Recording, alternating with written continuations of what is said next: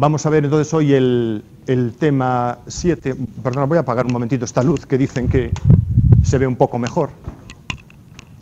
Vamos a ver el tema 7 de prevención de la contaminación, y dentro de este epígrafe, de prevención de la contaminación, bueno, pues hay muchas cosas, ¿no? Podemos meter muchas cosas, y lo que quiero dar es un poco, pues bueno, cuál es la situación actual, cuál es la tendencia actual para, digamos, evitar la contaminación, y también el entorno, el marco legislativo, las normas, que en definitiva son lo que las empresas tienen que cumplir, ¿no? Es decir, si vosotros algún día vais a trabajar, en el sector medioambiental de una empresa, lo que os van a pedir, ¿qué es lo que os van a pedir? No, experiencia no. No, lo que os van a pedir será conseguir que la empresa cumpla la legislación, ¿no? La legislación ambiental en cuanto a lo que es la generación, almacenamiento y gestión de residuos y vertidos, etcétera, ¿no? Y sobre todo intentar hacer modificaciones en el proceso, aquellas modificaciones que se puedan hacer para reducir lo que sería la generación de residuos y por tanto la gestión, de modo que esa gestión sea más económica, ¿no? Bueno, lo primero que tenemos que definir es el tema de sostenibilidad, ¿no? Que es esa palabra que últimamente se utiliza muy adecuadamente, que hace unos años atrás pues nadie sabía o nadie hablaba de la sostenibilidad, y ahora todo el mundo habla de la sostenibilidad, ¿no? Y entonces se entiende por desarrollo sostenible aquel que asegura las necesidades del presente sin comprometer la capacidad de las futuras generaciones para enfrentarse a sus propias necesidades, ¿no? Entonces básicamente es conseguir mantener el nivel de vida, pero sin comprometer que los que vengan detrás, pues digamos, no tengan una serie de recursos, porque eran recursos no renovables, finitos, y que estén completamente agotados, ¿no?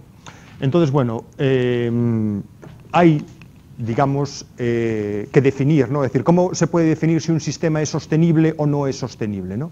Y entonces hay diversos indicadores medioambientales de los que también se habla mucho, y uno de ellos es la huella de carbono. Bueno, básicamente, ¿qué es la huella de carbono? Bueno, la huella de carbono tiene que ver con la producción de gases de efecto invernadero, ¿no? Entonces, como esa producción de gases de efecto invernadero tiene unos problemas ambientales que ya conocéis, que es la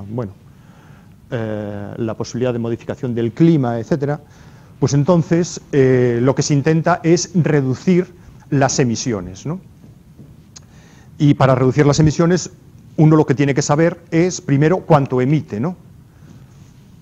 Y una vez que sabes cuánto emites, puedes decir, bueno, ¿qué puedo hacer yo para intentar reducir esa cantidad de emisiones? Siempre manteniendo un nivel de vida similar, ¿no? O aceptable. Entonces, ¿qué es la huella de carbono? Bueno, pues cuantifica básicamente las emisiones de efecto invernadero expresadas en unidades de CO2. Es decir, no solo se cuantifica el CO2, sino todos los gases que tienen un efecto invernadero. Y todos esos gases se transforman en cantidad equivalente de CO2. Es decir, la cantidad equivalente de CO2 para el CO2 es 1, mientras que para otros gases como el metano, el óxido de nitrógeno o cualquier otro que podamos contabilizar, pues tenemos que ver cuál es la contribución de ese gas al efecto invernadero y transformarlo en la cantidad equivalente de CO2. ¿Vale? Lo vemos después, exactamente cuánto es. Bueno, y esto se puede determinar para cada individuo, organización, servicio o producto, y durante todo el ciclo de vida. Es decir, para cualquier, se ve claramente con un ejemplo, con un producto, ¿no? Es decir, un producto, es decir, vuestro coche, ¿no? Puede emitir una cantidad de CO2, ¿no? La cantidad de CO2 que emite es debido ¿a qué?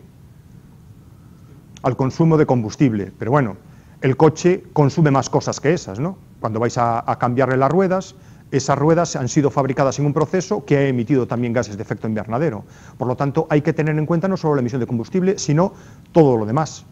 Es decir, todos los otros elementos que generan esos gases durante la vida útil del vehículo. Pero cuando el vehículo deja de ser útil y se transforma en un residuo, la transformación, recuperación o depósito de ese residuo también va a generar unos gases de efecto invernadero, esos procesos. Y la fabricación previa de ese vehículo, también hay una serie de procesos donde se generan unos gases de efecto invernadero. Por lo tanto, sería desde que nuestro vehículo son materias primas hasta que nuestro vehículo es un residuo que es reciclado o enviado a un vertedero o lo que sea.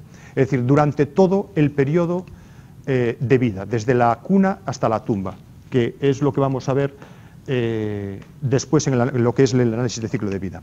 Vale, bueno, ¿cuál es la normativa? Bueno, pues en principio hay tres normas. Esa norma PAS, está el estándar corporativo de contabilidad y reporte del protocolo de gases de efecto invernadero. Bueno, esto lo cogí directamente del texto.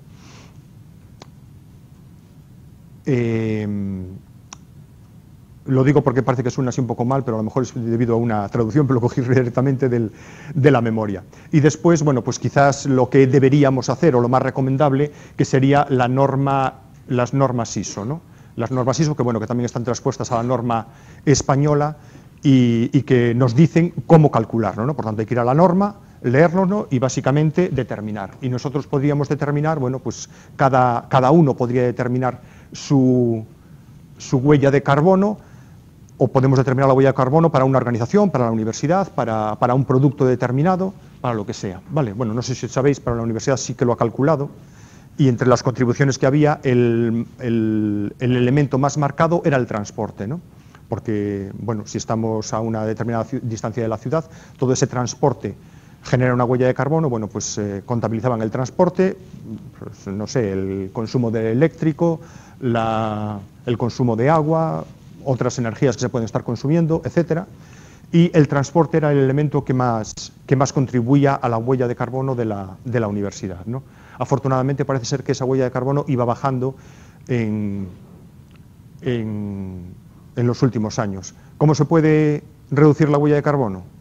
Bueno, pues consumiendo menos energía. ¿Cómo consumimos menos energía? Apagando la luz. Bueno, pero si la necesitamos, ¿no? Pues entonces a lo mejor el tema es cambiar el tipo de iluminación por otra que consuma menos, ¿no? Pues consumir menos agua, o apagar las luces de las aulas cuando nos están empleando, o utilizar más el transporte público en lugar que el vehículo particular, etcétera, ¿no? Vale, ¿alguna duda? Todo claro. Bueno, aquí tenéis la huella de carbono para combustión de distintos combustibles fósiles, y veis la contribución de cada uno de ellos, ¿no? Entonces, estos, al quemarlos, hay unas emisiones de CO2, de metano y de NO2 principalmente, que son los tres gases que se han contabilizado aquí, que tienen efecto invernadero. Y como veis, aquí tenéis el factor de equivalencia en huella de carbono en cantidad de CO2 equivalente, ¿vale? Y entonces, el metano tiene una capacidad 25 veces superior al CO2, y el N2O, el óxido de dinitrógeno, tiene una capacidad 300 veces superior a este, ¿no? Y entonces, bueno, aquí después también podéis ver la contribución de cada uno de ellos en su huella de carbono, y bueno, cuando uno decide la fuente de energía que va a utilizar, pues puede elegir aquel que tenga una incidencia menor, si lo que quiere es reducir su huella de carbono, ¿no? En el contexto socioeconómico, claro. Vale. Bueno, estos son datos para el año 2001, pero bueno, que digamos que no son completamente comparables porque las cantidades que se están quemando de uno y de otro son distintas, ¿vale? Bueno, el análisis de ciclo de vida. El análisis de ciclo de vida era lo que os comentaba hace un ratito, ¿no? Es decir, es una forma de evaluar el impacto que un producto tiene en el ambiente, en el medio ambiente, desde la cuna a la tumba, es decir, desde que eran materias primas, pasando por la etapa de fabricación, pasando por la etapa de uso y finalmente cuando se convierte en residuo, ¿no? Entonces digamos que hay que tener en cuenta todos los elementos para ver el impacto que ese proceso o que ese producto tiene en el medio ambiente. Si nosotros queremos reducir ese impacto, ¿qué es lo que tenemos que hacer? ¿Simplemente cambiar nuestro proceso de fabricación? Pues no, tenemos que tener en cuenta todo el conjunto, ¿no? Entonces intentar ir a procesos de fabricación que consuman menos materias primas, menos agua, menos fuente de energía, y que después también generen menos residuos, pero que durante su uso también provoque un menor gasto y un menor impacto en el medio ambiente. Por tanto, hay que tener en cuenta todo. A lo mejor podemos hacer una modificación puntual en alguno de los elementos, en el proceso de fabricación, por ejemplo, que resulta que a la hora de fabricarlo, pues nos resulta que generamos menos residuos o que tiene un impacto. Podemos determinar su impacto menor, pero a lo mejor eso a costa de tener un impacto mayor antes o después, ¿no? En las materias primas o en el producto. Por lo tanto, aquel producto que es medioambientalmente mejor es aquel que genera el menor impacto en todo su conjunto. Bueno, tenéis ahí las normas con las que se puede determinar. Y otro de los parámetros que se está empleando es la huella ecológica, que es un indicador de sostenibilidad que estima el área de territorio productivo o ecosistema acuático necesario para producir los recursos necesarios para el desarrollo de una determinada actividad y al mismo tiempo asimilar los residuos que de ésta se derivan. Básicamente es cualquier producto o actividad consume unos recursos y genera unos residuos que tienen que volver al medio ambiente. Bueno, pues la huella ecológica sería la cantidad de territorio, de ecosistema, ya sea terrestre o acuático, necesario para que eso pueda funcionar, para extraer las materias primas y para generar nuestro producto y devolver los residuos al ambiente, ¿no? Bien, pues esto se mide en hectáreas.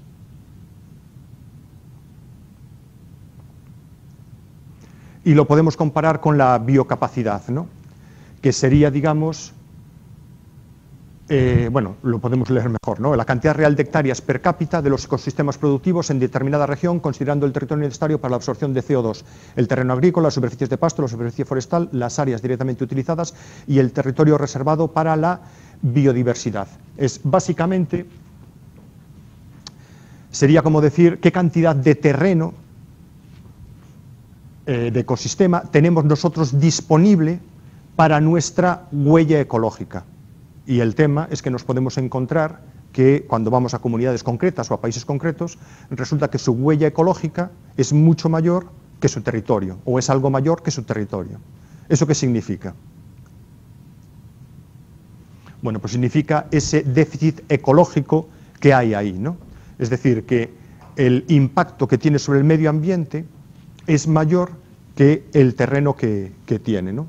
¿Eso cómo se consigue? Bueno, pues a costa de traer materias primas o generar residuos que realmente no están completamente absorbidos. Es decir, a ver, ¿cómo decirlo? Tú aportas algo de forma global, o esos gases, ese CO2 lo aportas de forma global, aunque tú no tengas capacidad para neutralizarlos completamente. Es decir, que estás contribuyendo al incremento global o simplemente estás aprovechando que otras zonas del planeta, otras regiones, no tienen ese impacto y estás indirectamente aprovechando esa superficie de ecosistema que no se ha sido usada, ¿no? Bueno, entonces aquí lo que habría que tender es, evidentemente, a reducir la huella ecológica y conseguir que el impacto que uno genera pues sea adecuado al territorio disponible, ¿no? Evidentemente eso depende mucho de la población y del nivel de vida de cada país, y hay, bueno, pues países que tienen un impacto, ¿no? Una huella ecológica muchísimo más grande que el territorio disponible, ¿no? Pero eso también a veces depende, a ver, ¿cómo decirlo? Depende también de los ecosistemas que estén en ese país, ¿no? Es decir, países que están en el desierto también tienen una capacidad de absorción de CO2 muy, muy pequeña, ¿no? Entonces, a lo mejor tienen un gran nivel de vida porque su economía está muy desarrollada debido, pues, yo qué sé, a actividades como la extracción del petróleo, ¿no? Pero la absorción de CO2 es mínima, por lo tanto, la contribución que hacen de emisión de gases es muy grande, pero la capacidad que tienen de absorberlos, ¿no? Es muy pequeña, por tanto, su huella ecológica es muy grande, comparado con otros países, ¿no?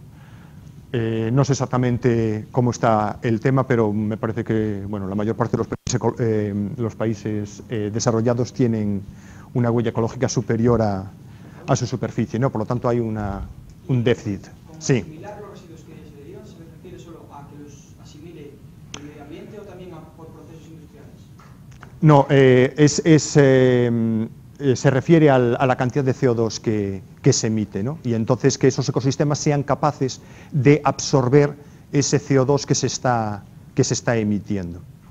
No es simplemente una deposición de residuos en una zona, sino la cantidad de CO2 que la gestión de esos residuos trae consigo, ser capaz de absorberlo. Y eso lo absorbes ¿cómo? Bueno, pues teniendo, bueno, ecosistemas, bosques o ecosistemas acuáticos que fijen ese ese CO2, ¿no?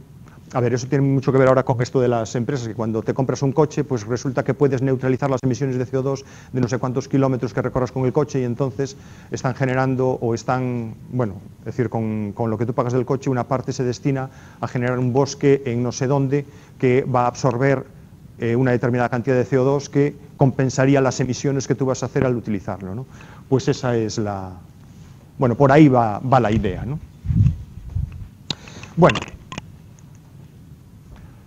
a nivel industrial, las mejores técnicas disponibles. Bueno, con el objetivo de reducir el impacto ambiental, las empresas lo que tienen que hacer son modificaciones en un proceso y utilizar las mejores técnicas disponibles, ¿no? ¿Qué se entiende por mejor técnica disponible? Pues es la fase más eficaz y avanzada de desarrollo de las actividades y de sus modalidades de explotación que demuestren la capacidad práctica de determinadas técnicas para construir, en principio, la base de los valores límites de emisión destinados a evitar o, cuando ello no sea practicable, reducir en general las emisiones y el impacto en el conjunto del medio ambiente. Vale, por tanto, cuando alguien quiere modificar o va a instalar un proceso, debería de utilizar la mejor técnica disponible, que no es la mejor tecnología. Una cosa es la tecnología y otra cosa es la técnica, que básicamente la técnica sería el modo o el desarrollo. Es decir, es cuando tienes una tecnología y la aplicas de un modo, en un nivel de desarrollo, de modo que lo hace, esa aplicación la hace la mejor disponible. Vale. ¿Me habéis pillado la idea? Más o menos. Es decir, una tecnología... A ver, tú imagínate que tienes que hacer una separación, una recuperación de un disolvente y dices tú, bueno, pues voy a hacerlo por destilación. La tecnología sería la destilación. Ahora, ¿cómo haces esa destilación? ¿En qué condiciones? Pues se refiere a lo de técnica. Por tanto, no es lo mismo técnica que tecnología. Tú puedes tener una tecnología, puede ser la misma tecnología y la puedes aplicar de una forma más eficaz o de una forma menos eficaz. ¿Vale? Por tanto, es la técnica que incluye la parte práctica de ingeniería, la tecnología, pero también el modo de operación, el cómo se opera para conseguir que el impacto global sea el mínimo posible, ¿no? Con el objetivo de intentar reducirlo. Bueno, pues tenéis aquí la ley donde aparece esto sería, digamos, la definición, y para definir esas mejores técnicas disponibles, pues en el anexo 4 de esa ley, que es la transposición de la directiva comunitaria correspondiente que tenéis aquí, pues tenéis ahí 12 puntos, que tampoco vamos a leer, pero que nos indicarían las recomendaciones o las consideraciones a tener en cuenta para definir cuál es la mejor técnica disponible para cada proceso, ¿no? Y entonces, bueno, pues podremos leer los primeros, ¿no? Usar técnicas que produzcan pocos residuos, que utilicen menos sustancias peligrosas, desarrollo de técnicas de recuperación y reciclado de sustancias generadas y utilizadas en el proceso y de residuos cuando proceda, etcétera, etcétera, ¿no? Bueno, pues básicamente el objetivo es utilizar aquellas que el impacto global en su conjunto sea el menor posible. Y siempre en su conjunto. No vale que las emisiones o el residuo que se genera en aquel momento sea un poco menor, sino el conjunto, porque a lo mejor resulta que tú generas menos residuo, pero consumes mucha más energía. Por lo tanto, el daño medioambiental global pues puede ser peor que utilizar otra cosa que genere un poco más de residuo, pero que consuma mucha menos energía. ¿De acuerdo? Es decir, es tener en cuenta todo.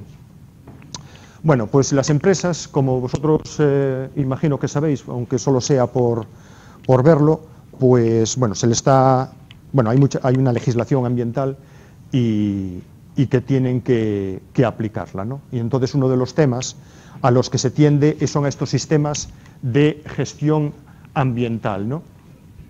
Que sería la aplicación de esta norma ISO 14001 y que básicamente consiste en establecer los aspectos ambientales de cada actividad y promover la protección ambiental y la prevención de la contaminación en equilibrio con los aspectos socioeconómicos. Es decir, es para cada proceso industrial, o vamos, en su conjunto, cada uno por separado, pues dentro de lo que sería el marco socioeconómico, porque tenemos que trabajar siempre en unos términos de rentabilidad económica, pues intentar reducir el impacto ambiental de todas esas operaciones, ¿no? Llevando a cabo pues una buena gestión de los residuos y unos consumos de materias primas adecuados, ¿no?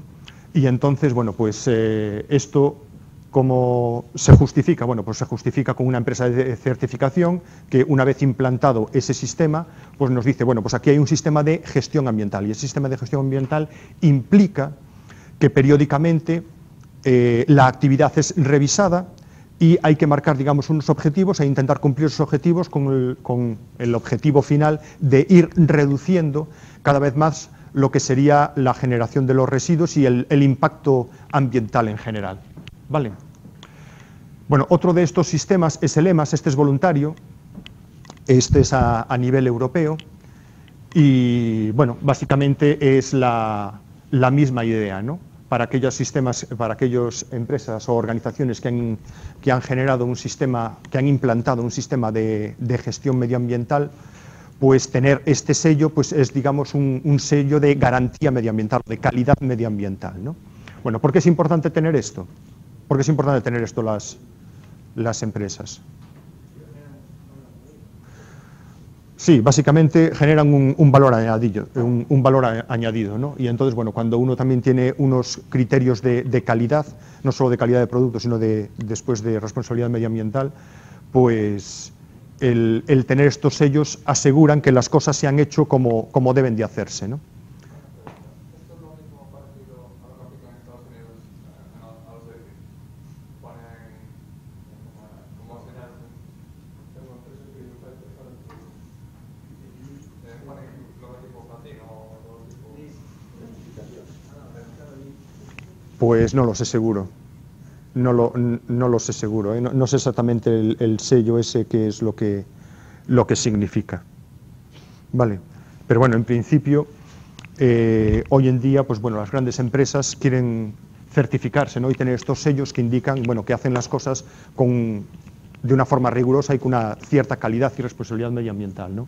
Y además, cuando tú vendes tu producto, pues digamos es un valor añadido a tu producto, diciendo, bueno, oiga, yo hago las cosas y estoy verificado, ¿no? por organismos externos autónomos. Y al mismo tiempo tú le puedes exigir a tus proveedores que también te aseguren con esos sellos de calidad, ¿no? Vale. Bueno, en la misma ley que comentábamos antes, pues está el tema de la autorización ambiental integrada, que básicamente es, digamos, certificar que todas las operaciones y que toda la legislación ambiental relativa a una actividad pues se está cumpliendo, ¿no? Y entonces esa autorización ambiental integrada lo que significa, vamos, esto lo lleva las comunidades autónomas, básicamente, a ver, de un modo sencillo, lo que quiere decir es que todo lo que es la legislación ambiental se está aplicando y se está controlando de forma adecuada, ¿no? Entonces, bueno, pues dentro de esta autorización ambiental integrada están otras leyes, otras normas que tienen que ver con la gestión de los residuos, con los vertidos líquidos, con los vertidos al mar y con otras exigencias medioambientales relativas a los diferentes sectores ambientales, ¿no? Y creo que ya por último tenemos la ley de responsabilidad medioambiental, ¿no? Vosotros conocéis el tema de este que dice que quien contamina paga, ¿no? Entonces, básicamente lo que había era para las aguas un canon de vertido y básicamente en función de la contaminación que uno iba a aportar al medio ambiente, pues tenía que pagar una tasa, ¿no? Bueno, pues con la ley de responsabilidad medioambiental esto ha cambiado un poco y entonces no solo se dice que el contamina paga, sino que además tiene que reparar el daño que ha hecho, ¿no? Entonces, básicamente es establecer un seguro en función de los daños ambientales que cada actividad puede generar, tener un seguro, de modo que pueda hacer frente a los daños en el caso de que haya cualquier daño medioambiental, ¿no? Vale, ¿está claro? Hasta ahí. Bueno, pues volviendo un poquito atrás, el tema de los vertidos de lo que contamina paga, vamos a ver, lo del que contamina paga sí, pero dentro de unos límites, es decir, no es que se pueda tirar cualquier cosa, ¿vale? Vosotros en vuestro recibo del agua estáis pagando el coste de la depuración, entonces básicamente os están aplicando ahí el canon de vertido, pero eso no significa que podéis tirar cualquier cosa por el fregadero, ¿no? Entonces a las empresas se le aplica lo mismo, ¿no? Es decir, cuando una empresa quiere hacer un vertido, pues lo primero que tiene que hacer es una declaración, es decir, yo voy a verter tanto caudal y con estas concentraciones. Y entonces, antes de poder verterlo, tiene que tener una autorización. ¿A quién pide la autorización? Pues depende de dónde vaya a verter, ¿no? Entonces, si vas a verter un cárcel público, pues a la Confederación Hidrográfica correspondiente, o si es en el mar, pues a costas al que tenga la competencia, ¿no? Y si es al alcantarillado municipal, pues a la empresa o al ayuntamiento. Bueno, tendría que seguir la normativa municipal o en todo caso la normativa de Aguas de Galicia, ¿no? Y evidentemente en la normativa lo que hay son unos límites máximos de vertido. Es decir, eso es lo máximo que se puede verter. Entonces, si tú generas más, ¿qué es lo que tienes que hacer? Pues tienes que hacer una gestión o un tratamiento previo, ¿no? Es decir, dentro de tus instalaciones tendrás que poner una depuradora para que tus efluentes no lleguen, no tengan esa concentración. Y finalmente, una vez que has depurado, bueno, como quedan unas pequeñas concentraciones, unos remanentes, pues tú tendrás que verterlo en un sitio y tendrás que pedir autorización para eso, ¿no? Entonces, si vas a verter al alcantarillado, tendrás que pedir la autorización en el municipio correspondiente y tendrás unos límites máximos y pagar por un canon de vertido. ¿Está claro? Bueno, pues lo último que os quería comentar, que es la mitad de este tema, es el impacto ambiental, ¿no? Es decir, siempre que se hace para cualquier obra o proyecto, pues se hace primero un estudio de impacto ambiental, ¿no? Y ese estudio de impacto ambiental, ¿qué es lo que pretende? Pues determinar, como su nombre dice, el impacto que puede tener sobre el medio ambiente y decidir si esa obra o ese proyecto se puede llevar a cabo, y si se llega a la conclusión de que no se puede llevar a cabo, quiere decir que no se puede llevar a cabo en los términos que ha sido proyectado. Entonces, ¿cuál es la solución? Modificar el proyecto intentando salvar esas limitaciones que hay, ¿no? Vale. Bueno, ámbito del estudio de impacto ambiental. Bueno, pues básicamente todo el entorno. No es solo el medio ambiente como se dice, sino que es todo el entorno, incluso el entorno socioeconómico. Entonces, los proyectos pueden tener un impacto sobre la naturaleza, sobre las aguas superficiales, sobre el suelo, pero también sobre la economía, ¿no? Sobre los puestos de trabajo, etcétera. Y todo eso hay que considerarlo. Bueno, ¿cómo se procede? Sí. El suelo. Bueno, no. Bien, es la...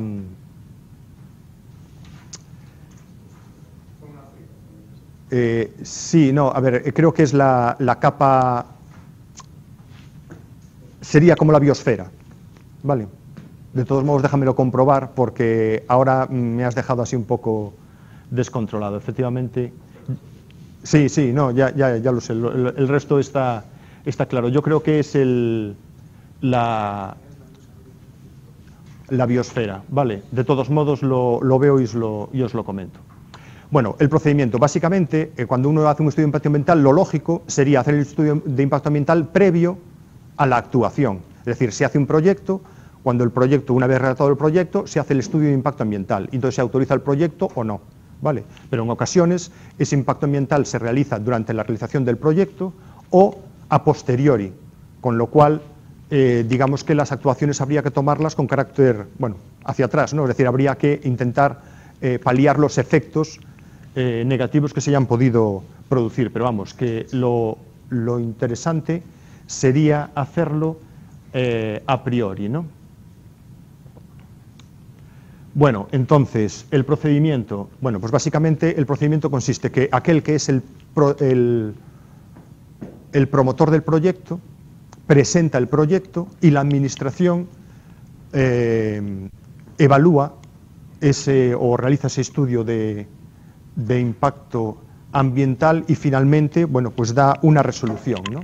Si esa resolución es negativa, pues el que ha presentado el proyecto puede presentar alegaciones o modificaciones al proyecto hasta finalmente llegar a una versión final donde el proyecto pues es aprobado o rechazado, y si es aprobado, pues tiene que ponerse en un plan de vigilancia y control para asegurar de que las cosas se han hecho como se decían, ¿no? Bueno, entonces, para la evaluación del impacto ambiental lo primero que se hace es un estudio de impacto ambiental que tiene estas fases del proyecto, una descripción del proyecto y sus acciones, del proyecto que se va a llevar a cabo, ¿no? El examen de las alternativas técnicamente viables que justifiquen la solución adoptada, de modo que si hay varias soluciones, tomar aquella que tenga el menor impacto ambiental, hacer un inventario ambiental y descripción de las interacciones ecológicas o ambientales clave, identificar y valorar el impacto sobre cada una de ellas, establecer las medidas correctoras y protectoras y por último, este programa de vigilancia ambiental al que habíamos aludido. Bueno, pues una vez hecho el estudio, ¿no?, la evaluación de impacto ambiental, nos queda hacer esta declaración de impacto ambiental y esa declaración de impacto ambiental nos dice cuál es el impacto del proyecto sobre el entorno, ¿no? Y finalmente, si esa declaración de impacto ambiental es favorable, pues se autoriza el proyecto y si hubiera discrepancias, pues bueno, tendría que haber un arbitrio del órgano competente. Bueno, las etapas de la evaluación del impacto ambiental las tenéis aquí, que es lo mismo que hemos comentado en las transparencias, simplemente que resumido. Y tenemos aquí los tipos de evaluación de impacto ambiental, ¿no? Entonces, en función de si el proyecto va a tener un impacto ambiental más alto o más bajo, ¿qué tal? Muy duro el tema. Bueno, preveyendo un poco cuál va a ser el impacto ambiental, se puede hacer diferentes informes en función de la intensidad de ese impacto, ¿no? Entonces, para aquellos proyectos que van a tener un bajo impacto ambiental, pues con un informe medioambiental puede ser suficiente. Para aquellos proyectos con un alto impacto ambiental, pues habría que hacer una evaluación detallada. Entonces, bueno, lo que vamos a ver ahora aquí sería una evaluación simplificada, ver la metodología de esta evaluación simplificada y entonces, bueno, pues empezaríamos primero por identificar cuáles son los impactos sobre el medio. Entonces, primero se analiza el proyecto, entonces en una segunda etapa se analiza el medio o el entorno afectado, se identifican los impactos y se hace esa caracterización numérica, se le da unos valor a los efectos. Bueno, perdón, se caracterizan cuáles son los efectos sobre el medio ambiente. Después se da una valoración numérica a los impactos y en función de ese resultado, pues se hace una recomendación de las medidas para reducir el impacto, se establece el programa de vigilancia y se hace este documento de síntesis donde se recoge toda la documentación, ¿no? Bueno, pues para determinar cuál es el impacto de un proyecto, pues tendremos que hacer esta matriz de impactos o matriz de Leopold, donde aparecen en vertical los factores ambientales y en horizontal aparecen las acciones del proyecto. Es decir, estas acciones del proyecto serían cada una de las etapas o cada uno de los aspectos del proyecto. Y cada uno de esos aspectos del proyecto tendrá un efecto sobre esos factores ambientales. Y ahí en esa matriz es donde vamos a puntuar, a darle valores a esas cosas. Bueno, pues ¿cómo se consigue establecer el valor, ¿no?, del impacto? Bueno, pues básicamente se tienen en cuenta todos esos elementos, ¿no? Primero, el signo. Dime. Primero se tiene en cuenta el signo. El signo puede ser positivo o negativo, es decir, el impacto es positivo o negativo. Intensidad. La intensidad nos dice, bueno, en la transparencia siguiente lo tenéis más claro. La intensidad nos indica el grado de destrucción, que puede ser bajo, medio, alto o muy alto, o total. Después la extensión, que sería el área de influencia.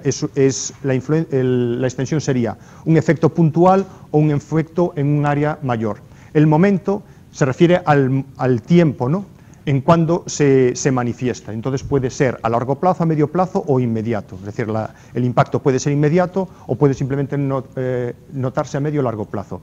La persistencia, es decir, es algo fugaz o es algo temporal o es algo permanente.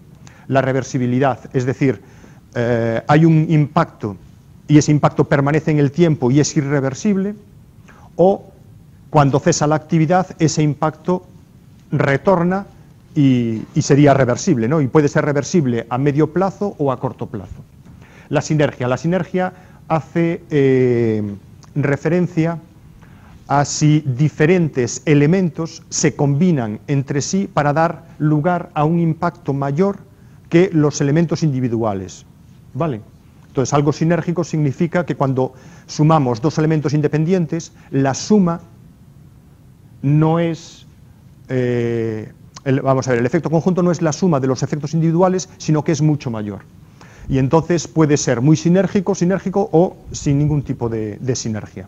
La acumulación, bueno, si el incremento es progresivo, es decir, cuando nosotros añadimos un contaminante al medio ambiente, pues cada vez aumenta más la concentración o no. Es decir, puede ser simple, es decir, se vierte, se dispersa y desaparece, o es acumulativo.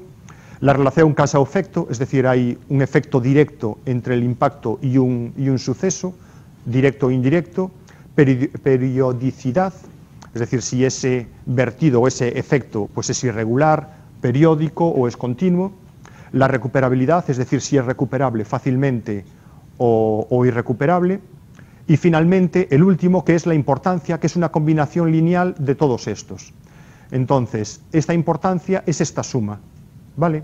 Esta suma donde se pone el signo y después hay unos elementos que se suman directamente y otros que se multiplican por 2 o por 3, ¿no? Que serían estos primeros, que serían la intensidad y la extensión. Entonces, en función de los valores que aparecen a continuación en la siguiente tabla, lo que tenemos es que ese impacto va a valer entre 13, que sería el valor mínimo, y 100, que sería el valor más alto. Es decir, en las peores condiciones el impacto tendría un valor de 100, en las mejores condiciones tendría un valor de 13. ¿Vale? Y entonces, sí.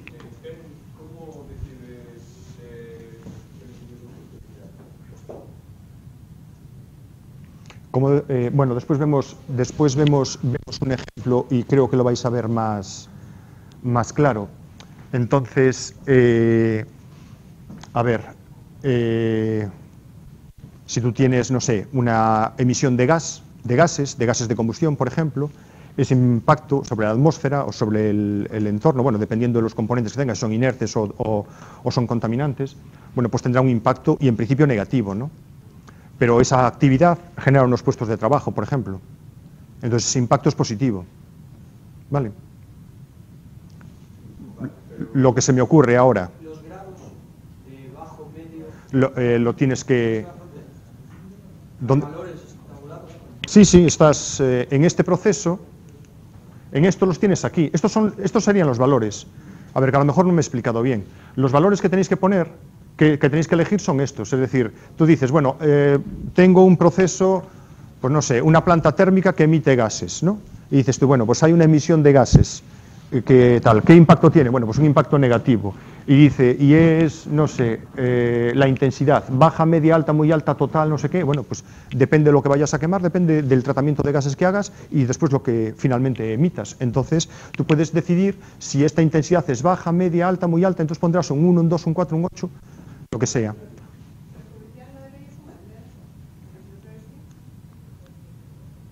¿Perdón?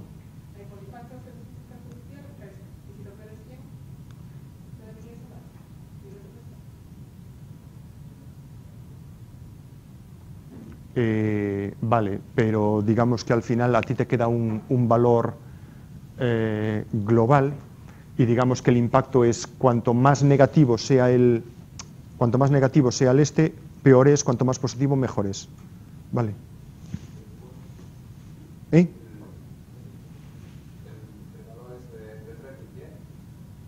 El valor entre 13 y 100 surge... Vale, no, pero el valor absoluto está entre 13 y 100, luego llevaría el signo, ¿no? Entonces, en el peor de los casos, tomaría un valor 100, si todo está en el valor más alto, y en el mejor de los casos, bueno, en el mejor de los casos, vamos a decir, en el caso en el que tenga un valor menor, pues sería 13. Y después, bueno, dependiendo del signo, que es el primero de ellos, pues sería un efecto positivo o negativo y se le pondría el signo, ¿vale? Es decir, esto sería en valor absoluto, ¿no? Antes de poner el signo. Bueno, y entonces al final lo que nos queda es, en este rango, ¿no? Entre 0 y 100 o entre 13 y 100, pues nos quedaría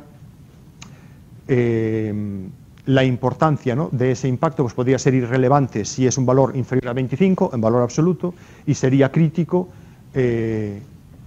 si es mayor a 75, ¿no?, con los estadios de moderado y severo intermedio. Vale, y entonces, bueno, después, una vez que hemos determinado todos los elementos, tenemos que proceder a incluir unas medidas correctoras que intenten reducir el impacto medioambiental, y entonces esas medidas correctoras, ¿hacia dónde irán?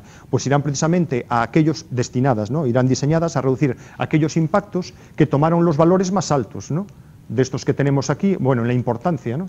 Aquí al final en la importancia tendremos que centrarnos en aquellos elementos que han tomado los valores más altos y que por tanto son los que perjudican o los que establecen que ese impacto ambiental es grande.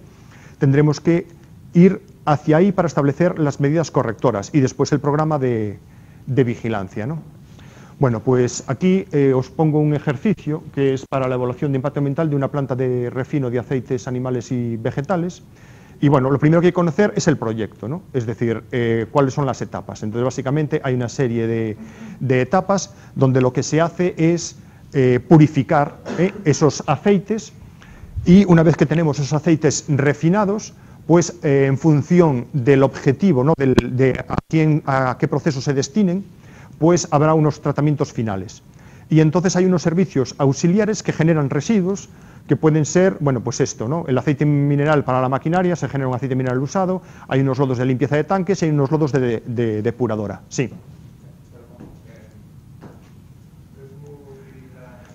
Esto ya lo buscas tú y también, es decir, esto es eliminar de los aceites animales y vegetales, es eliminar una fracción que es un poco más densa, ¿no? No sabría ahora decirte exactamente la composición, pero digamos, no es aceite, ¿no? Es decir, es algo que lo acompaña del proceso de extracción, pero no es aceite. Entonces, para purificarlo tienes que eliminarlo. Bueno, entonces,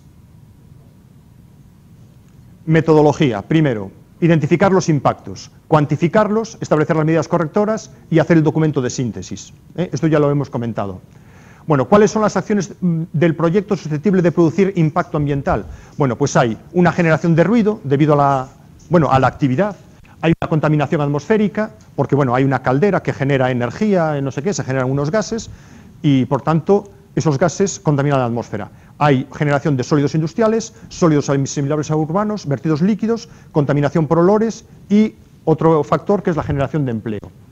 Entonces, ¿cuáles son los factores del medio susceptibles de recibir impacto? Es decir, esto es lo que está en la matriz a la derecha. Bueno, perdón, a la izquierda.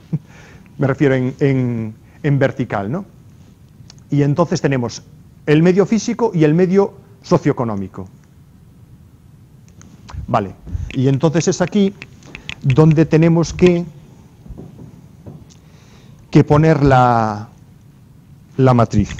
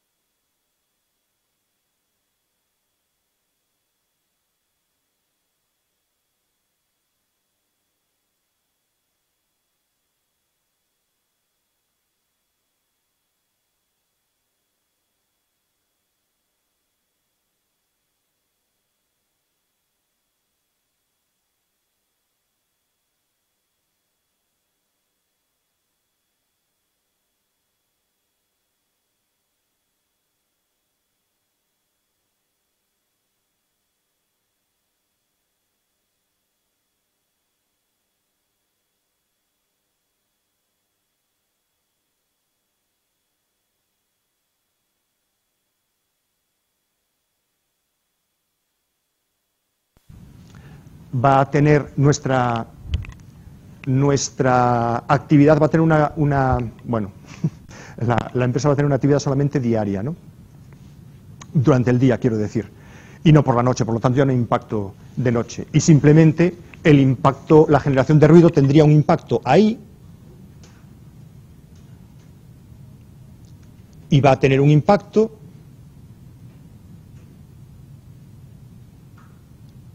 sobre la aceptabilidad social del proyecto y sobre la calidad de vida y bienestar. Evidentemente, cuanto más ruido, pues el entorno, ¿no? Los vecinos, pues va a tener un impacto mayor o menor, y en este caso, bueno, pues lo tiene, ¿no? Sobre la calidad de vida y sobre la aceptación social del proyecto.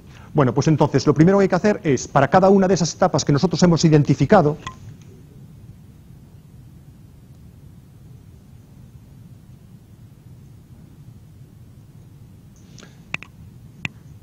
para cada una de estas etapas que nosotros, bueno, cada una de estas acciones que nosotros hemos identificado, tenemos que decir, bueno, pues estas acciones tienen un impacto sobre los factores que tenemos en esta matriz.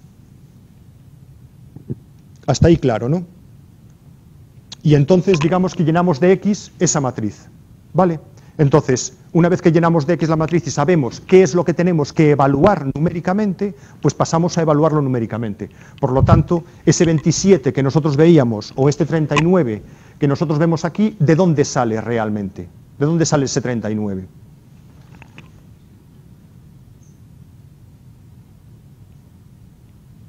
Pues sale de esta formulita que nosotros habíamos puesto, donde se tenía en cuenta el signo, la intensidad, la extensión, el momento, etcétera, etcétera, etcétera, todo eso. Y entonces, bueno, pues entonces se dice, bien, hay una acción que es la generación de ruido, y la generación de ruido tiene un impacto sobre, bueno, veis ahí que está en la generación de ruido, esa acción está 4 veces, porque tiene 4 impactos, aunque en realidad el primero, el confort sonoro nocturno, es 0, ¿no? Porque no va a actuar. Por lo tanto, tiene confort sonoro diurno. Entonces decimos, ¿es positivo o negativo? Negativo. La intensidad, ¿qué le ponemos? Bueno, pues así todos los elementos se le asignan. ¿Y qué valores se le asignan? Pues los que hemos comentado antes. Esto es lo mismo que teníamos. Entonces tenemos una intensidad, extensión, etcétera, y entonces en ese caso vemos que la intensidad sería baja, ¿no? Tenemos baja, media, alta, muy alta, total, tenemos ahí una puntuación, cogeríamos la baja, etcétera, etcétera. ¿Está claro? Tendríais que ir cogiendo para cada uno de esos elementos, ir decidiendo. Y entonces el tema es, ¿cómo se decide esos valores? ¿Cómo se decide si el ruido va a ser mucho o poco, si el impacto va a ser alto, bajo, etcétera, etcétera? Bueno, pues simplemente hay 2 cosas. Hay que conocer el proyecto con detalle. Nosotros tenemos que conocer el proyecto y saber exactamente qué es lo que pone el proyecto, ¿no? Y al mismo tiempo conocer la zona donde se va a integrar, ¿no? Y conocer el entorno. Y entonces cada uno, según su criterio, pues tendría que poner una puntuación. Evidentemente, esto tiene que hacerlo un sistema independiente, ¿no? Es decir, la evaluación de impacto ambiental lo tiene que hacer un sistema independiente para que no haya, bueno, pues un favorecimiento o una, bueno, ¿cómo se dice? Digamos, reducir, ¿no?, la importancia de algunos impactos deliberadamente para conseguir un impacto ambiental adecuado, ¿no? Bueno, pues eso se hace para todos ellos y entonces se obtiene una puntuación. Se obtiene una puntuación que con el signo es la que trasladamos a la matriz. Y al trasladarla a la matriz, al trasladarla a la matriz,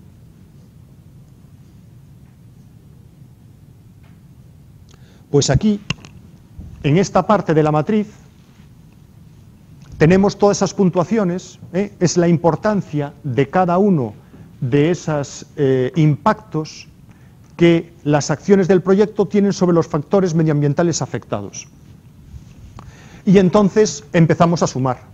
Y entonces se puede sumar en horizontal, y entonces tenemos aquí la importancia total absoluta, es decir, el nivel de monóxido de carbono tiene un impacto en la contaminación atmosférica y en ninguno más, por lo tanto el total es igual que aquel. Bueno, vamos a ver uno donde haya que sumar, ¿no? Allí son materiales, los materiales tienen un efecto sobre la generación de sólidos, ¿qué pone ahí? Es que no se lee bien en la...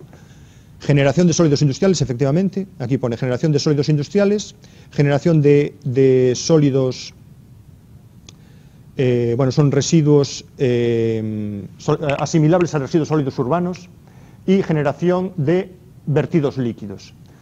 Por lo tanto, lo que es el consumo de materiales va a tener 3 impactos, y el impacto total es la suma de los 3, suma directa. Y luego, aquí tenemos una importancia total relativa.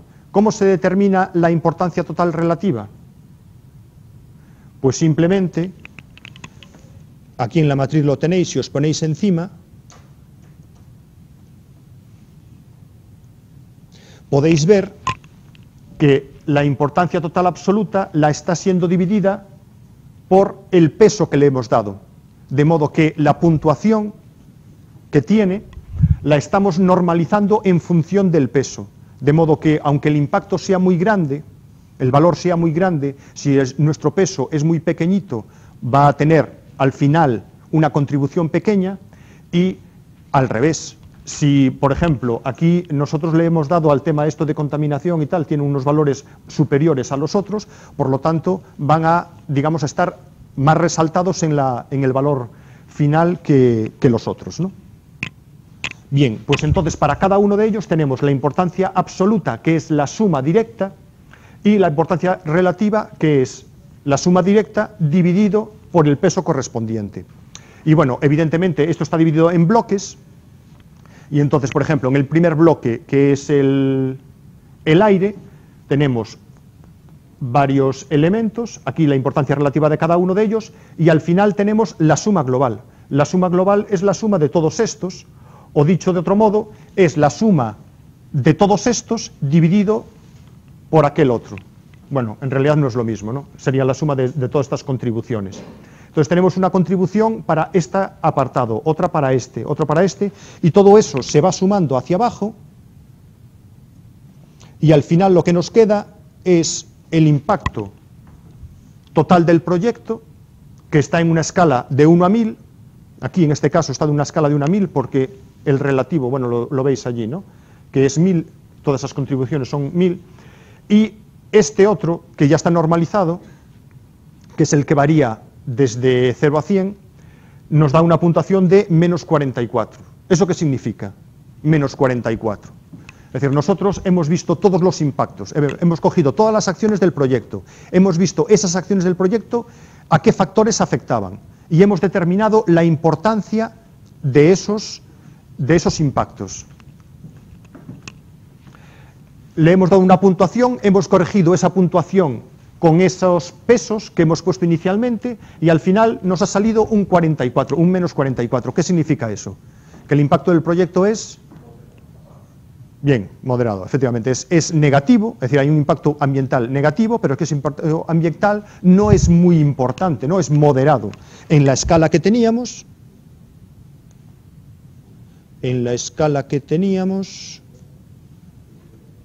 ¿dónde teníamos la escala? Moderado, es decir, que estamos en el segundo nivel, ¿no? Entonces, en principio, a este proyecto se le podía dar una, bueno, se podía decir que el impacto ambiental es asumible, ¿no? Es decir, un valor positivo de la declaración de impacto ambiental, pero aún así, cuando uno hace un estudio de impacto ambiental, tiene que poner unas medidas protectoras y correctoras para conseguir reducir el impacto ambiental. Y entonces, ¿dónde se hace hincapié? Bueno, pues primero en minimizar residuos líquidos, ¿no? Que pueden ser de limpieza o de proceso o lo que sea. Tenéis ahí varios elementos y recomendaciones para intentar reducir el impacto ambiental. Después, reducir los sólidos industriales. Reducción de los sólidos asimilables a urbanos y minimización de olores. Es decir, hay 4 aspectos que lo que se pretende para reducir el impacto, que son reducir efluentes líquidos, reducir sólidos asimilables a urbanos y minimización de olores. Y finalmente, establecer el programa de vigilancia. Y el programa de vigilancia pues hace unas recomendaciones para asegurar que el proyecto se ha hecho en los términos que se han establecido, incluyendo esas mejoras, ¿no? Esas recomendaciones. Y entonces, bueno, pues hacer una serie de comprobaciones en cuanto a los vertidos, en cuanto al funcionamiento de la caldera, etcétera, para conseguir que ese impacto sea lo menor posible. ¿Está claro? ¿Alguna duda? ¿Alguna duda? ¿Alguna cuestión? Bueno, lo único que me he olvidado de subir la matriz, la tenía ahí preparada, pero bueno, me despisté y no la subí. Pero bueno, os la subo después y después ya tenéis ahí, digamos, la matriz en Excel y se puede trabajar directamente en ella simplemente poniendo los pesos la importancia, ¿no?, de cada uno de los factores, y ya está diseñada para que sume y eso. Vale. ¿Algún problema, alguna duda, alguna cuestión? ¿Todo claro?